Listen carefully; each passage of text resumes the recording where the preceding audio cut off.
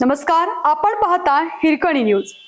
Hirkani news प्रत्येक क्षण ताज्या घडामोडी आणि महत्त्वाच्या प्रत्येक बातमीसाठी नेहमी तत्पर. चौकुळ केगतवाडी परिसरात पिसवाची शिकार करणाऱ्या दोघांना वन विभागाकडून अटक.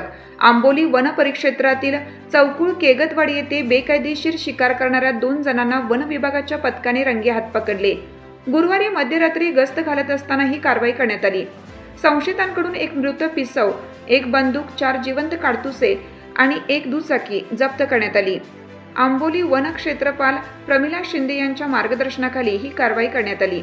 याबाबत वन विभागाने दिलेल्या माहितीनुसार आंबोली वन क्षेत्रपाल प्रमिला शिंदे यांच्या मार्गदर्शनाखाली वन विभागाचे कर्मचारी गुरुवारी रात्री 12:30 वाजण्याच्या सुमारास गस्त घालत होते.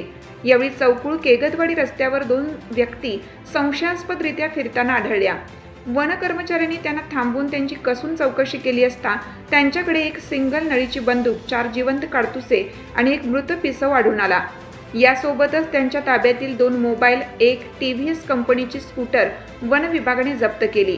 या प्रकरणी तुषार विजय गुंजाळ वय 38 राहणार उपवडे तालुका कुडाळ आणि परशुराम संजय राऊळ वय 27 राहणार देऊळवाडी मळगाव तालुका सावंतवाडी अशी अटक करण्यात आलेल्या संशयितांची नावे आहेत.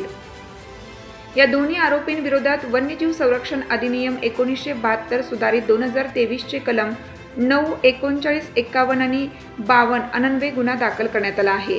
ही कारवाई वन क्षेत्रपाल प्रमिला शिंदे यांच्या मार्गदर्शनाखाली चौकुळ वनपाल नामदेव चौगले, आंबोली वनपाल सम्राट पाटील, चौकुळ वनरक्षक वासुदेव खोत, संकल्प जाधव, आंबोली वनरक्षक बदाम राठोड, संग्राम पाटील, अनिकेत देशमुख, अनिकेत आवारे आणि बाळा गावडे यांनी केली.